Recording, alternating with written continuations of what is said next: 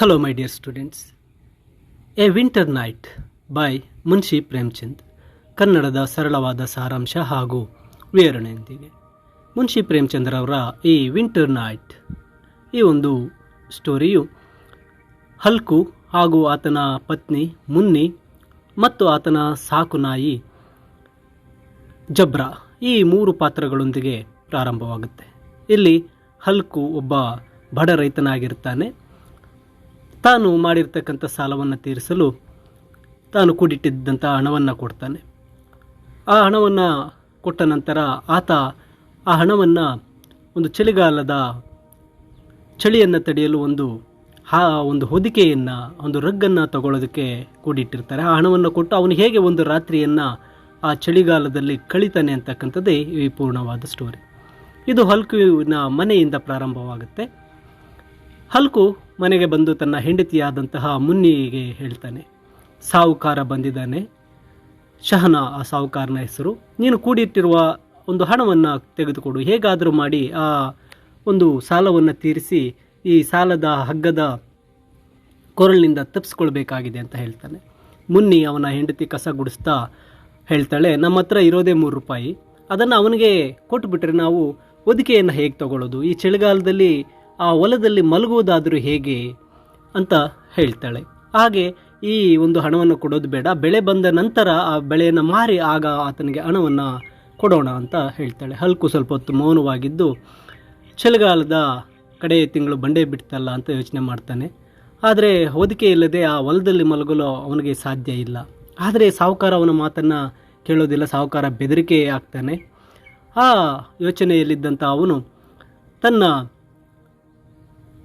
ಸಾಲವನ್ನು ಹೇಗಾದರೂ ಮಾಡಿ ತೀರಿಸಬೇಕು ಅಂತ ಹೇಳಿ ಹೆಂಡತಿಗೆ ಕೇಳ್ತಾನೆ, ಕೊಡು, ದಯವಿಟ್ಟು ಕೊಡು, ಈ ಒಂದು ಕೊರಳಿಗೆ ಹಗ್ಗದ ಥರ ಇದೆ, ನನಗೆ ಏನಾದರೂ ಮಾಡಿ ಅವನ ಸಾಲ ತೀರಿಸೋಣ, ಹೊದಿಕೆ ತರಲು ಬೇರೆ ದಾರಿ ಹುಡ್ಕೋಣ ಅಂತ ಕೇಳ್ತಾನೆ. ಮುನ್ನಿ ಅವನ ಹೆಂಡತಿ ಸ್ವಲ್ಪ ದೂರ ಸರಿದು ಹೇಳ್ತಾಳೆ, ಇದೇ ನಿಮ್ಮ ಬೇರೆ ದಾರಿ ಏನು ಅಂತ ಹೇಳಿ. ಯಾರು ನಮಗೆ ಉಚಿತವಾಗಿ ಹೊದಿಕೆ ಕೊಡ್ತಾರೆ, ಯಾರು ನಮ್ಗೆ ಫ್ರೀಯಾಗಿ ಹೊದಿಕೆ ಕೊಟ್ಬಿಡ್ತಾರೆ? ಹಣ ಬೇಕಾಗಿದೆ ಹೊದಿಕೆ ತರೋದಕ್ಕೆ, ಹೇಗೆ ಕೊಡೋದು, ಯಾರಿಗೆ ಗೊತ್ತು?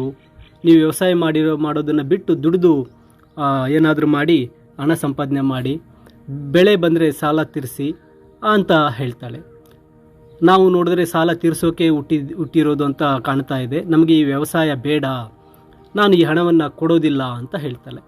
ಹಲ್ಕು ತುಂಬ ದುಃಖದಿಂದ, ಅಯ್ಯೋ ಅವನು ಬೈತಕ್ಕಂಥ ಬೈಗಳನ್ನು ನಾನು ಹೇಗೆ ತಡ್ಕೊಳ್ಳಿ, ತುಂಬ ಕಷ್ಟ ಅಂತ ಹೇಳ್ತಾಳೆ.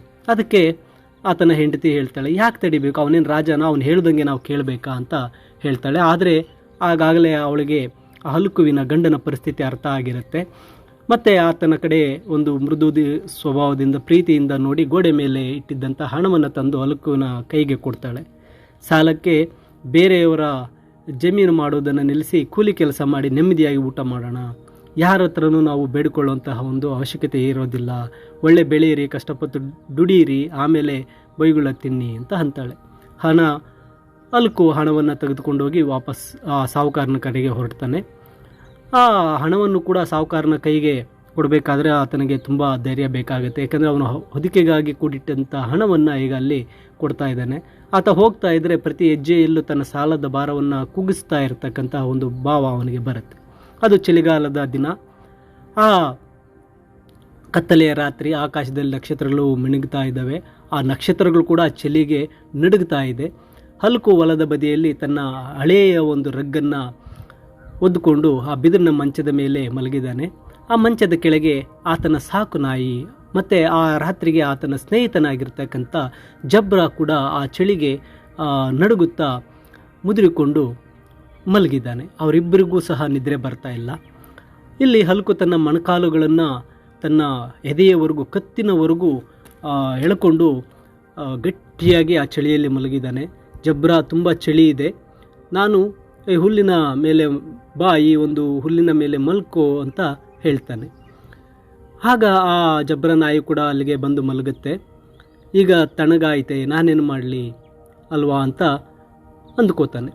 ನಂತರ ಜಬ್ರಾ ಅವನ ಕಡೆಗೆ ಓಡಿ ಬರುತ್ತೆ. ಈಗ ಅವನು ಹೋಗಿ ನಿನ್ನ ಅಜ್ಜಿಗೆ ಹೇಳಿಕೋ ಅಂತ ಹೇಳ್ತಾನೆ. ಜಬ್ರಾ ಬಾಲ ಅಲ್ಲಾಡಿಸಿ ಒಂದು ದೊಡ್ಡ ಆಕಳಿಕೆಯನ್ನು ಮಾಡಿ ಸುಮ್ಮನಾಗುತ್ತೆ. ಬಹುಶಃ ತನ್ನ ಆಳು ಅವನ ಯಜಮಾನನ ನಿದ್ದೆಗೆ ಭಂಗ ತರ್ತಾ ಇದೆಯೇನೋ ಎಂದುಕೊಂಡಿರಬೇಕು.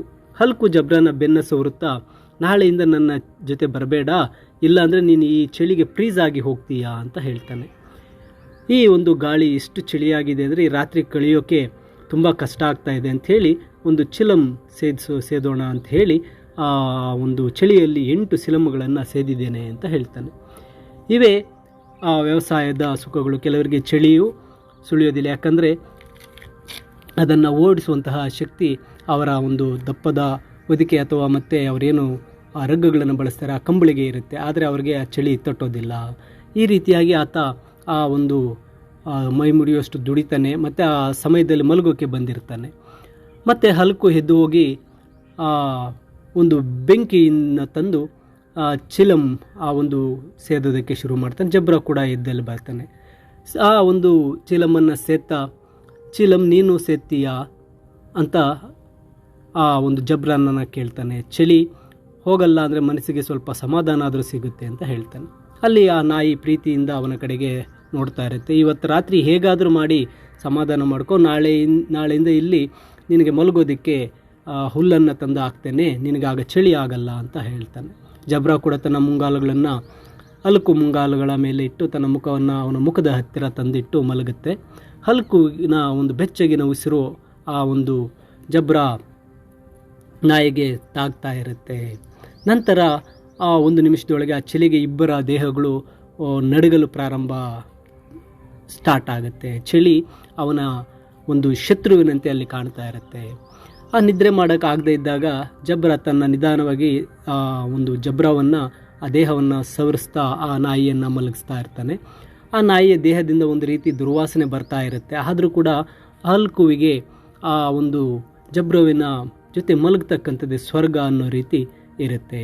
ಆ ನಾಯಿಯ ಬಗ್ಗೆ ಜಬ್ರಾಗೆ ಆ ಹಲ್ಕುವಿಗೆ ಯಾವುದೇ ರೀತಿ ಒಂದು ರೀತಿಯ ಹಾಸ್ಯ ಇರೋದಿಲ್ಲ. ಆತ ಆ ನಾಯಿಯನ್ನು ತುಂಬ ಆತ್ಮೀಯ ಸ್ನೇಹಿತನು ಮತ್ತು ತನ್ನ ಒಂದು ಸೋದರನಂತೆ ನೋಡ್ಕೋತಾ ಇರ್ತಾನೆ. ಅಲ್ಲಿ ಬಡತನದ ಬಗ್ಗೆ ಅವನಿಗಿದ್ದ ಬೇಸರವೆಲ್ಲ ಮಾಯ ಆಗಿರುತ್ತೆ. ಈ ಒಂದು ಸ್ನೇಹದ ಜೊತೆಯಲ್ಲಿ ಆತ ಕೂಡ ಏನು ಮಾಡ್ತಾನೆ, ಅಲ್ಲಿ ಮಲಗಿರ್ತಾನೆ. ಜಬ್ರಾ ಒಂದು ಪ್ರಾಣಿಯ ಸಪ್ಪಳವನ್ನು ಕೇಳಿಸ್ಕೊಳ್ಳುತ್ತೆ, ಒಂದು ಸೌಂಡನ್ನು ಕೇಳಿಸ್ಕೊಳ್ಳುತ್ತೆ. ಆ ಸೌಂಡನ್ನು ಕೇಳಿಸ್ಕೊಂಡು ಎದ್ದು ಓಡಿ ಹೋಗಿ ಬೋಗ್ಲಲು ಪ್ರಾರಂಭಿಸುತ್ತೆ. ಅಲ್ಲಿ ಹಲ್ಕು ಏನು ಮಾಡ್ತಾನೆ, ಆ ಜಬ್ರಾ ನಾಯಿಯನ್ನು ಸಮಾಧಾನ ಮಾಡ್ತಾನೆ. ಬೇಟೆಯಾಡೋಕ್ಕೆ ಎಲ್ಲಂದ್ರೆಲ್ಲ ಓಡೋಗ್ಬೇಡ, ಇಲ್ಲೇ ಇರು ಅಂತ ಹೇಳ್ತಾ ಇರ್ತಾನೆ. ಆದರೆ ಅದು ಏನು ಮಾಡುತ್ತೆ, ಬೊಗಳ್ತಾನೆ ಇರುತ್ತೆ. ಹೀಗೆ 1 ಗಂಟೆ ಕಳೆಯುತ್ತೆ. ಆ ತಣ್ಣನೆ ಗಾಳಿಯ ರಾತ್ರಿಯನ್ನು ಮತ್ತಷ್ಟು ಚಳಿ ಹೆಚ್ಚು ಮಾಡಿರುತ್ತೆ. ನಂತರ ಹಲ್ಕು ಏನು ಮಾಡ್ತಾನೆ, ಎದ್ದೇಳ್ತಾನೆ. ಮೈಯೆಲ್ಲ ಆ ಚಳಿಗೆ ಒಂದು ಐಸ್ ನೀರು ತನ್ನ ಮೈ ಮೇಲೆ ಹರಿಯುವಂತೆ ಆಗ್ತಾ ಇರುತ್ತೆ. ಆ ಒಂದು ರಾತ್ರಿಯನ್ನು ನೋಡ್ತಾ ಇನ್ನೂ ಈ ರಾತ್ರಿ ಎಷ್ಟು ಉಳಿದಿದೆಯೋ ಅಂತ ಹೇಳಿ ಆತ ಯೋಚನೆ ಮಾಡ್ತಾ ಇರ್ತಾನೆ. ಹಾಗೆ ಹಲ್ಕುವಿನ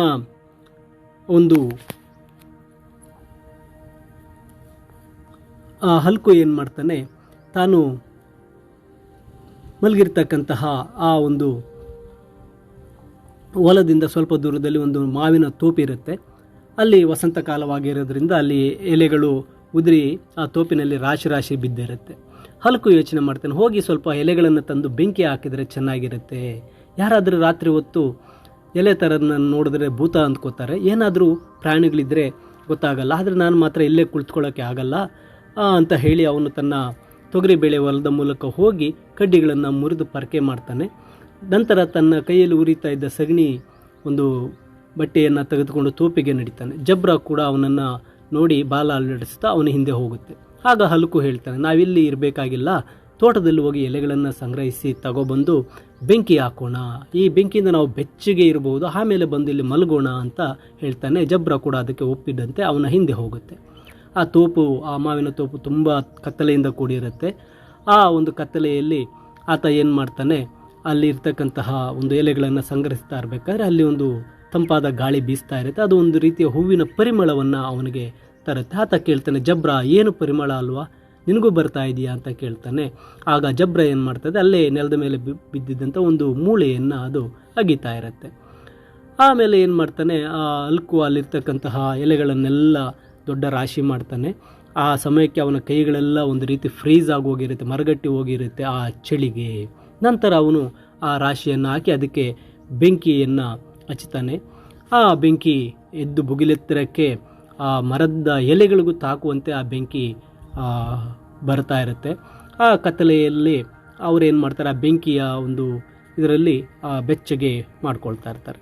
ಹಲ್ಕು ಬೆಂಕಿಯ ಮುಂದೆ ಕುಳಿತು ತನ್ನ ಬೆಚ್ಚಗೆ ಒಂದು ಶಾಖವನ್ನು ತಗೋತಾ ಇರ್ತಾನೆ. ಅವನ ಜೊತೆಯಲ್ಲಿ ಒಂದು ಕಂಬಳಿಯನ್ನು ಸಹ ಇಟ್ಕೊಂಡಿರ್ತಾನೆ. ಆ ಚಳಿಗೆ ಏನೇ ಮಾಡಲು ಸಾಧ್ಯ ಇಲ್ಲ ಎಂಬಂತೆ ಕಾಲುಗಳನ್ನು ಚಾಚಿ ಆ ಬೆಂಕಿಗೆ ಇಟ್ಟಿರ್ತಾನೆ. ಚಳಿಯ ಒಂದು ಶಕ್ತಿಯ ಮುಂದೆ ಈ ಒಂದು ಬೆಂಕಿಯಿಂದ ನಮಗೆ ಸ್ವಲ್ಪ ಬೆಚ್ಚಗೆ ಆಯ್ತಲ್ಲ ಅಂತೇಳಿ ಅವನಿಗೆಲ್ಲ ರೋಮಾಂಚನ ಆಗ್ತಾ ಇರುತ್ತೆ. ಅವರನ್ನು ಜಬ್ರಾನನ್ನು ಕೇಳ್ತಾನೆ, ಜಬ್ರಾ ನಿನಗೆ ಇನ್ನೂ ಚಳಿ ಆಗ್ತಾ ಇದೆಯಾ ಅಂತ. ಆ ಜಬ್ರಾ ಚಳಿ ಹೇಗೆ ಆಗಲು ಸಾಧ್ಯ ಅಂತ ಎಂಬಂತೆ ಅಳುತ್ತಾ ಇದ್ನು. ಈ ಉಪಾಯ ಮೊದಲೇ ಒಳೆದಿದ್ರೆ ಎಷ್ಟು ಚಳಿ ಪಡಬೇಕಾಗಿರಲಿಲ್ಲ ಅಂತ ಹೇಳ್ತಾ, ಸರಿ ಬಾ ಹೋಗೋಣ, ಬೆಂಕಿ ಆರಿಸೋಣ ಅಂತ ಹೇಳಿ, ಯಾರು ಸುಟ್ಕೊಳ್ಳದೆ ಇರೋ ಥರ ನೋಡ್ಕೊಳ್ಳೋಣ, ಮತ್ತು ಈ ತೋಪಿಗೆಲ್ಲ ಇದು ಅಂಟಿಸೋದು ಬೇಡ ಅಂತ ಹೇಳಿ ಆ ಬೆಂಕಿಯನ್ನು ನಂತರ ಅವರು ಆ ಒಂದು ಮಲಗುವ ಸ್ಥಾನಕ್ಕೆ ಬಂದಿರ್ತಾರೆ. ಅಲ್ಲಿ ಮಲಗೋಕ್ಕಂಥ ಪ್ಲೇಸ್ಗೆ ಬಂದು ನಿಲ್ತಾರೆ. ಆಗ ಜಬ್ರಾ ಏನು ಮಾಡುತ್ತೆ, ಜೋರಾಗಿ ಬೊಗಳುತ್ತಾ ಒಳದ ಕಡೆಗೆ ಓಡುತ್ತೆ. ಅಲ್ಲಿ ಪ್ರಾಣಿಗಳ ಹಿಂಡು ಹೊಲಕ್ಕೆ ನುಗ್ಗಿರಬಹುದು ಅಂತ ಹಲ್ಕುಗೆ ಅನಿಸಿರುತ್ತೆ. ಬಹುಶಃ ಅಲ್ಲಿ ಕಾಡಿನಿಂದ ಬರ್ತಕ್ಕಂಥ ಹಂದಿಗಳು, ಆ ಕಾಡು ಪ್ರಾಣಿಗಳು ಬಂದಿರಬಹುದು ಅಂತ ಆತ ಅಂದ್ಕೋತಾನೆ. ಅವುಗಳ ಓಡಾಟ ಮತ್ತು ಅವು ಅಲ್ಲಿರ್ತಕ್ಕಂಥ ಬೆಳೆಯನ್ನು ಕಿತ್ತು ತಿಂತಕ್ಕಂಥದ್ದು ಅವನಿಗೆ ಕೇಳಿಸ್ತಾ ಇತ್ತು. ಇಲ್ಲಿ ಜಬ್ರಾ ಇರುವ ಪ್ರಾಣಿ, ಈ ಜಬ್ರಾ ಇರುವಾಗ, ಈ ನಾಯಿ ಇರುವಾಗ ಈ ಹೊಲಕ್ಕೆ ಯಾವುದು ಪ್ರಾಣಿ ಬರೋದಿಲ್ಲ. ಅವನು ಅವುಗಳನ್ನು ಸೀಳೆ ಹಾಕ್ತಾನೆ. ನನಗೆ ಸುಮ್ಮನೆ ಈಗ ಏನೇನೋ ಕೇಳಿಸ್ತಾ ಇದೆ, ನಾನು ತಪ್ಪಾಗಿ ತಿಳ್ಕೊಂಡಿದ್ದೇನೆ ಅಂತ ಸಮಾಧಾನ ಮಾಡಿಕೊಂಡು ಅವನು ಜೋರಾಗಿ ಜಬ್ರಾ ಜಬ್ರಾ ಅಂತ ಕೂಗ್ತಾನೆ. ಆ ನಾಯಿ ಬೊಗಳುತ್ತಲೇ ಇರುತ್ತೆ. ಮತ್ತೆ ಆ ಒಂದು ಹೊಲ ಹಾಳಾಗ್ತಾರ ಶಬ್ದ ಕೇಳಿಸ್ತಾನೆ ಇರುತ್ತೆ. ಆದರೆ ಇಲ್ಲಿ ಹಲ್ಕುಗೆ ಸುಮ್ಮನೆ ಇರೋಕ್ಕೆ ಸಾಧ್ಯ ಆಗಲಿಲ್ಲ. ಆತ ಕೂಡ ಹೋಗಿ ಆ ಪ್ರಾಣಿಗಳನ್ನು ಓಡಿಸಬೇಕು ಅಂತ ಹೇಳಿ ಎದ್ದೇಳೋಕ್ಕೆ ಶುರು ಮಾಡ್ತಾನೆ. ಆದರೆ ಅವನಿಗೆ ತುಂಬ ಕಷ್ಟ ಆಗುತ್ತೆ. ಅವನು ಜೋರಾಗಿ ಎದ್ದೇಳ್ತಾನೆ. ಆದರೆ ಆ ಚಳಿಯಲ್ಲಿ ಹೊಲಕ್ಕೆ ಹೋಗಿ ಆ ಪ್ರಾಣಿಗಳನ್ನು ಓಡಿಸೋದು ಅವನ ಕೈಯಲ್ಲಿ ಆಗೋದಿಲ್ಲ. ಮತ್ತು ಅವನು ನಿಂತ್ಕೊಂಡವನೇ ಅಲ್ಲಿಂದ ಅವನ ಕೈಯಲ್ಲಿ ಕದಲೋಕ್ಕೂ ಆಗೋದಿಲ್ಲ, ಅಷ್ಟು ಚಳಿ ಇರುತ್ತೆ. ದುಷ್ಟರೇ ಹೋಗಿ ಸಾಯ್ರಿ ಜೋರಾಗಿ ಕೂಗ್ಕೋತಾನೆ.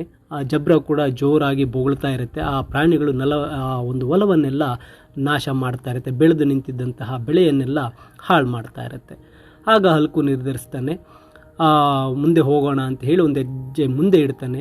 ಆಗ ಇದ್ದಕ್ಕಿದ್ದಂತೆ ಆ ಒಂದು ಭಯಾನಕವಾದ ಚಳಿ ಗಾಳಿ ಬೀಸುತ್ತೆ. ಅದು ಅವನಿಗೆ ಚೇಳು ಕಚ್ಚಿದಂತೆ ಆಗುತ್ತೆ. ಅವನು ವಾಪಸ್ ಹೋಗಿ ಆ ಒಂದು ಬೆಂಕಿ ಹಾರೋಗಿದ್ದ ಬೂದಿಯ ಬಳಿ ಬಂದು ನಿಂತ್ಕೋತಾನೆ. ಹಾಗೆ ತನ್ನ ದೇಹವನ್ನು ಬೆಚ್ಚಗೆ ಮಾಡಲು ಪ್ರಾರಂಭಿಸ್ತಾನೆ. ಜಬ್ರಾ ಬೊಗಳಿ ಸುಸ್ತಾಗುತ್ತಾ ಇರುತ್ತೆ. ಆ ಕಾಡಿನ ಪ್ರಾಣಿಗಳೇನು ಮಾಡುತ್ತೆ, ಹೊಲವನ್ನೆಲ್ಲ ನಾಶ ಮಾಡ್ತಾ ಇರುತ್ತೆ. ಆದರೆ ಹಲ್ಕು ಆ ಬೆಚ್ಚಗಿನ ಬೂದಿಯ ಬಳಿ ನಿಂತ್ಕೊಂಡಿದ್ದವನು, ಅವನ ಮೈಯೆಲ್ಲ ಒಂದು ರೀತಿ ಜಡವಾಗಿರುತ್ತೆ. ಅವನು ತನ್ನ ಹೊದಿಕೆಯನ್ನು ಸುತ್ತಿಕೊಂಡು ಬೆಚ್ಚಗಿನ ಬೂದಿಯ ಬಳಿ ಮಲಗ್ತಾನೆ. ಬೆಳಗಿನ ಸೂರ್ಯನ ಕಿರಣಗಳು ಎಲ್ಲೆಡೆ ಹರಡಿರುತ್ತೆ. ಅವನು ಎದ್ದೇಳ್ತಾನೆ. ಅವನು ಹೇಳ್ತಾ ಇದ್ದಂತೆ ಆತನಿಗೆ ತನ್ನ ಹೆಂಡತಿ ಮುನ್ನಿಯ ಧ್ವನಿ ಕೇಳಿಸುತ್ತೆ. ಇಡೀ ದಿನ ಇಲ್ಲೇ ಮಲಗಿದ್ದೀರಾ, ಅಲ್ಲಿ ಬೆಳೆ ಹಾಳಾಗ್ತಾ ಇದ್ರು ಇಲ್ಲೇ ಮಲಗಿದ್ದೀರಲ್ಲ ಅಂತ ಹೇಳ್ತಾನೆ. ಎದ್ದು ಆ ಮುನ್ನಿ ಆ ಪ್ರಶ್ನೆಯನ್ನು ಕೇಳಿದಾಗ ಅದಕ್ಕೆ, ನೀನು ಹೊಲದಿಂದ ಬರ್ತಾ ಇದೆಯಾ ಅಂತೇಳಿ ಹಲ್ಕು ಕೇಳ್ತಾನೆ. ಹೌದು, ಇಡೀ ಬೆಳೆ ನಾಶ ಆಗಿದೆ, ಬೇರೆ ಯಾರಾದರೂ ಹೀಗೆ ಮಲಗ್ತಾರಾ, ಅಲ್ಲಿ ನಮ್ಮದೊಂದು ರೂಮ್ ಇದೆಯಲ್ಲ, ಆ ಒಂದು ಕೊಟ್ಟಿಗೆಯಲ್ಲಾದರೂ ಮಲಗೋದಲ್ವಾ ಅಂತ ಕೇಳ್ತಾಳೆ. ಹಲ್ಕು ಒಂದು ನೆಪ ಹೇಳ್ತಾನೆ, ನಾನು ಚಳಿಯಲ್ಲಿ ರಾತ್ರಿ ಸಾಯಬಾರ್ದು ಅಂತ ಇಲ್ಲೇ ಇದ್ದೆ, ನಿನಗೇನೋ ಬೆಳೆ ನಾಶ ಆಯಿತು ಅಂತಕ್ಕಂಥ ದುಃಖ, ಎಷ್ಟು ಚಳಿ ಇತ್ತು ಅಂತ ನನಗೊಬ್ಬನಿಗೆ ಗೊತ್ತು ಅಂತ ಹೇಳ್ತಾನೆ. ಇಬ್ಬರು ಎದ್ದು ಆ ಹೊಲದ ಬಳಿ ಹೋಗ್ತಾರೆ. ಇಡೀ ಬೆಳೆ ನಾಶವಾಗಿರುತ್ತೆ. ಜಬ್ರಾ ಏನು ಮಾಡ್ತಾನೆ, ಸುಸ್ತಾಗಿ ಅಲ್ಲೇ ಆ ಒಂದು ರೂಮ್ ಹತ್ರ ಮಲಗಿರ್ತದೆ. ಇಬ್ಬರು ಹೊಲವನ್ನು ನೋಡ್ತಾ ನಿಂತಿರ್ತಾರೆ. ಮುನ್ನಿಯ ಮುಖದಲ್ಲಿ ತುಂಬ ದುಃಖ ಇರುತ್ತೆ. ಆದರೆ ಆ ಹಲ್ಕು ಒಂದು ರೀತಿ ಏನೋ ಖುಷಿಯಿಂದ ಇರ್ತಾನೆ. ಆಗ ಮುನ್ನಿ ದುಃಖದಿಂದ ಹೇಳ್ತಾಳೆ, ಈಗ ನಾವು ದಿನಗೂಲಿ ಕೆಲಸ ಮಾಡಿದ್ದೆ, ಈ ಒಂದು ಸಾಲವನ್ನೆಲ್ಲ ತೀರಿಸಬೇಕು ಅಂತ ಹೇಳ್ತಾಳೆ. ಯಾಕಂದರೆ ನಾವಿನ್ನು ವ್ಯವಸಾಯ ಮಾಡೋದು ತುಂಬ ಕಷ್ಟ, ನಾವು ಕೂಲಿ ಕೆಲಸ ಮಾಡಿದ್ರೇ ನಮಗೆ ಸಾಲ ತೀರ್ಸೋಕೆ ಹಾಕೋದು ಅಂತ ಹೇಳ್ತಾಳೆ. ಹಲ್ಕು ನಮ್ಮ ಮುಖದಲ್ಲಿ ಒಂದು ರೀತಿ ಸಂತೋಷ ಬರುತ್ತೆ. ಆತ ಆ ಪ್ರಶ್ನೆಗೆ ಉತ್ತರಿಸ್ತಾನೆ, ಕನಿಷ್ಠ ಪಕ್ಷ ನಾನು ಈ ರಾತ್ರಿ ಚಳಿಯಲ್ಲಿ ಇಲ್ಲಿ ಮಲಗಬೇಕಾಗಿಲ್ವಲ್ಲ, ಇನ್ನು ಮುಂದೆ ನಾವೆಲ್ಲಾದರೂ ಕೆಲಸಕ್ಕೆ ಹೋಗೋಣ, ಈ ಒಂದು ವ್ಯವಸಾಯ ಮಾಡೋಣ ಅಂತಕ್ಕಂಥದ್ದು ಸಹ ಆತನಿಗೆ ಬಂದಿರುತ್ತೆ. ಈ ರೀತಿಯಾಗಿ ವಿಂಟರ್ ನೈಟ್, ಆ ರಾತ್ರಿಯಲ್ಲಿ ಆ ಹಲ್ಕು ಆ ಒಂದು ಚಳಿ ದಿನ ಆ ಹೊಲದ ಹತ್ರ ಮಲಗಿರ್ತಕ್ಕಂತಹ ಈ ಸನ್ನಿವೇಶವನ್ನು ಮುನ್ಷಿ ಪ್ರೇಮಚಂದ್ರ ಅವರ ಈ ಕಥೆಯ ತಿಳಿಸಿಕೊಡುತ್ತೆ. ಈ ಕಥೆಯ ಒಂದು ಇಂಗ್ಲೀಷ್ ಸಮರಿ PDF ಸಹ ಈ ವಿಡಿಯೋದ ಡಿಸ್ಕ್ರಿಪ್ಷನ್ನಲ್ಲಿದೆ, ನೀವು ಅದನ್ನು ಡೌನ್ಲೋಡ್ ಮಾಡಿ ಓದ್ಕೋಬಹುದಾಗಿರುತ್ತೆ.